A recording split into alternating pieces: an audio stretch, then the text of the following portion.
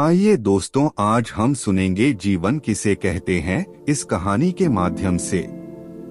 जीवन अंग्रेजी में इसे लाइफ कहते हैं, अर्थात हमारे जन्म से मृत्यु के बीच की कालावधि ही जीवन कहलाती है, जो कि हमें ईश्वर द्वारा दिया गया एक वरदान है। लेकिन हमारा जन्म क्या हमारी इच्छा से होता है? नहीं, यह तो मात्र नर और मादा के संभोग का परिणाम होता है, जो प्रकृति के नियम के अंतर्गत है। इसके अतिरिक्त जीवन का मुख्य अंग एक चेतन तत्व है, जो जीवन की सभी क्रियाओं का साक्षी होता है। वैज्ञानिक दृष्टिकोण से जीवन का तात्पर्य अस्तित्व की उस अवस्था से है जिसमें वस्तु या प्राणी के अंदर चेष्टा, उन्नति और वृद्धि के लक्षण दिखाई दें। अगर कोई वस्तु चेष्टारहित है तो फिर उसे सजीव या जीवनयुक्त नहीं माना जाता है। दार्शनिकों के अनुसार जीवन का संबंध जीने से है, सिर्फ अस्तित्व का विद्यमान होना ही जीवन का चिन्ह नहीं है।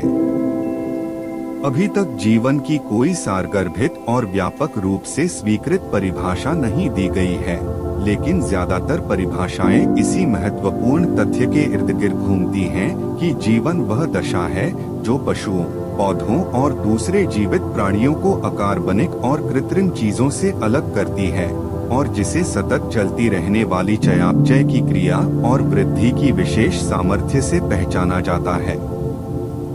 परिभाषाएं। जीवन की परिभाषा लंबे समय से वैज्ञानिकों और दार्शनिकों के लिए एक चुनौती रही है।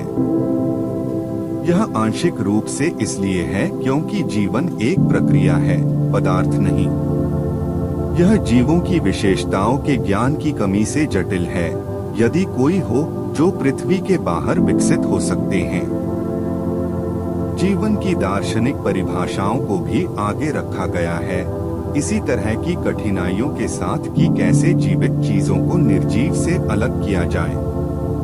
जीवन की कानूनी परिभाषाओं का भी वर्णन और बहस की गई है, हालांकि ये आम तौर पर एक मानव को मृत घोषित करने के निर्णय और इस निर्णय के कानूनी प्रभाव पर ध्यान केंद्रित करते हैं।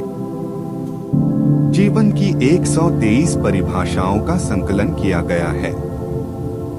ऐसा लगता है कि नासा द्वारा एक परिभाषा का समर्थन किया गया है, एक आत्मनिर्भर रासायनिक प्रणाली जो डार्विन के विकास में सक्षम है।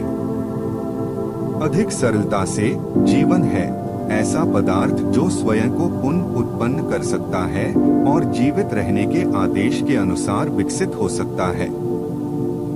धन्यवाद। आज हम इस कहानी के माध्यम से जाना कि जीवन किसे कहते हैं।